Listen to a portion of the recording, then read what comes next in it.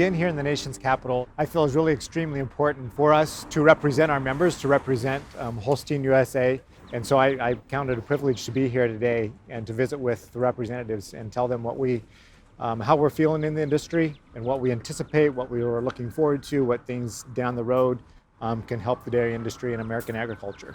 That's Kansas dairyman Dwight Roque. He joined fellow Holstein Association USA board members in Washington, D.C. to advocate on behalf of the nation's dairy farmers and families. Peter Dupingeiser of Wisconsin. I really think that members and senators want to hear from people that have boots on the ground. They really want to hear from people who are doing it.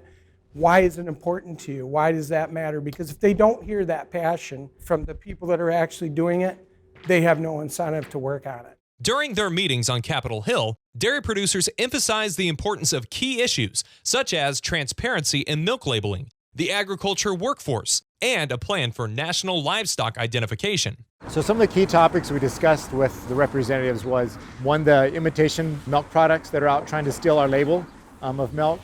We visited with them quite a bit about that, trying to get that law enforced to take that labeling off the imitation products. We talked a lot about animal identification, the importance of getting a national identification program up and going and implemented. Protecting trade and expanding access to international markets is a top priority as well. In the case of China, we're in phase 1, so we really want to see that move forward. And one part of that we would like to see is access for our members to market live cattle to China.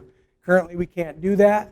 So if there's an opportunity through that trade agreement that helps us move that forward, that would be huge for our members. The U.S. dairy industry has had its share of challenges in recent years and will require leadership and action to provide a brighter future. What keeps me optimistic about doing this is the optimism I see in my fellow board members, in our organization. Everybody has a positive attitude, and they really, our industry has been in a downturn for 5-6 years, but yet there's so much opportunity ahead and optimism that, we can change this. We're gonna move forward. For Holstein Association USA, I'm Miles Ramsey.